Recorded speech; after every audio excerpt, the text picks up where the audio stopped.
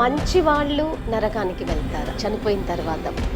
ఇతర మతాల్లో కూడా క్రైస్తవుల కన్నా మంచి వాళ్ళు కూడా ఉన్నారు. సో మరి వాళ్ళు నరకానికి వెళ్తారా?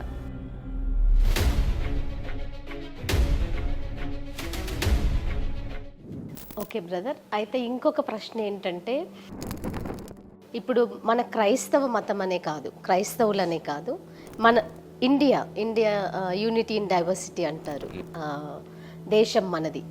సో మంచి వాళ్ళు నరకానికి వెళ్తారా చనిపోయిన తర్వాత? ప్రభువుని నమ్మి విశ్వసించకపోతే ఇతర మతాల్లో కూడా క్రైస్తవుల కన్నా మంచి వాళ్ళు కూడా ఉన్నారు. సో మరి వాళ్ళు నరకానికి వెళ్తారా లేదా నిజంగానే స్వర్గానికి వెళ్తారా? సో ఈ ప్రశ్నకి చాలామంది నన్ను కూడా అడిగారు బ్రదర్. సో దీనికి మీరు ఆన్సర్ చేయగలుగుతారనుకుంటున్నాను. అసలు దానికి దేవుడు ఆల్రెడీ సమాధానం ఎప్పుడో బైబిల్లో పెట్టాడు. నేను కూడా ఇంతకు మునిపే స్వతంత్ర సమర యోధులు నరకానిక స్వర్గానిక అనే టాపిక్తో మెసేజ్ చేశాను. యూట్యూబ్లో WCM TV గుడివాడ అనే ఛానల్ మీరు చూడొచ్చు. వాస్తవానికి ఏమిటంటే, మంచివారు పరలోకానిక నరకానిక, ఈ క్వశ్చన్లోనే మనకు ఆన్సర్ ఉంది. అయితే మంచి చెడుల విచక్షణను బట్టి స్వర్గం దొరకదు, సత్యము అసత్యము అనే నియమమును బట్టి స్వర్గం దొరుకుతుంది. మనం పరలోకం అంటాం, క్రీస్తుని ఎరగని ప్రజలు స్వర్గం అంటారు, ముస్లిం సహోదరులు జన్నత్ అంటారు. ఇలా కాబట్టి మంచి చెడుల గురించి ఆలోచిస్తే అసలు మానవుని మంచి క్రియలు దేవుని దృష్టికి మురికి గుడ్డ. ఎందుకంటే మన బౌండరీస్, మన నీతి మొత్తం మన స్వార్థం. అది ఈ లోకంలో ఉన్నటువంటి చట్టము లేదంటే ఈ లోకంలో ఉన్నటువంటి నియమాలు అన్నీ కూడా మనిషి తనకు అనుకూలంగా పెట్టుకున్నవే. దేవునికి అనుకూలంగా వెళ్ళాల్సి వస్తే అందరి మీద నేరం ఉంది. ఎందుకంటే దేవునికి అనుకూలంగా లేమెవరం. ఒక్కొక్క దేశంలో ఒక్కొక్క చట్టం ఉంది.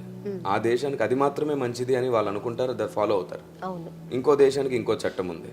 ఒక్కొక్క చోట ఒక్కొక్కటి తమ స్వార్థము కొలది, తమ ఇష్టం కొలది న్యాయం అని స్థాపించుకున్నారు. కాబట్టి నరుని న్యాయము దేవుని దృష్టికి మురికి గుడ్డలు. ఎందుకంటే అందులో స్వార్థం ఉంది, అందులో అజ్ఞానం ఉంది, అందులో అశాశ్వతమైన క్రియ జరుగుతుంది. శాశ్వతమైనదే సంపూర్ణ న్యాయం అవుతుంది. మరి ఇలా చూస్తే అసలు భూమి మీద ఎక్కడ న్యాయం కనబడదు. చివరికి మనం సంపాదిస్తున్న ధనం కూడా దేవుని దృష్టికి అన్యాయపు సిరి. ఈవెన్ దో గవర్నమెంట్ ఇచ్చే జీతం కానీ మనం కష్టపడి తీసుకునే జీతాలు కూడా అబద్ధాలు ఆడి సెలవులు తీసుకుంటాం. కొన్ని పనులు అబద్ధాలు ఉంటాయి, కొన్ని న్యాయంగా చేసి కష్టపడే దాంట్లో కూడా మనం తప్పుడు లెక్కలు ఇస్తాము. ఇలా ఎన్నో జరుగుతుంటాయి. అన్నిట్లో అన్యాయం ఉంది. మనం గొప్పగా చెప్పుకునేదంటే నేను కష్టపడి రెక్కలు ముక్కలు చేసుకుని సంపాదించుకున్నానంటే అందులో కూడా చాలా వరకు అన్యాయం ఉంటుంది. అంటే మనిషి స్వార్థంతోనే పనిచేస్తాడు. ఈగో, అహం. ఒకప్పుడు అంటే కేజీల కొద్ది ఈగో ఉంది, ఇప్పుడు అందరికీ టన్నులు కొద్ది పెరిగింది. కాబట్టి న్యాయం అన్యాయం అనే విచక్షణ లోకానికి పోయింది. మంచి చెడులతో స్వర్గం పరలోకం జన్నత్ నై మిల్తా. సత్యం అసత్యం అనే కొలమానంతోనే ముడిపడి ఉంది. కాబట్టి ఏది సత్యం ఏది అసత్యం ఇది దేవుని దగ్గర స్టార్ట్ అవ్వాలి. ఎవరు ప్రాణకోటిని చేసిన దేవుడు, ఎవరు కాదు. అదే స్వర్గాన్ని నరకాన్ని ముడి కలిగి ఉన్నటువంటి మార్గం. ఓకే బ్రదర్, అయితే ఇంకొక ప్రశ్న ఏంటంటే,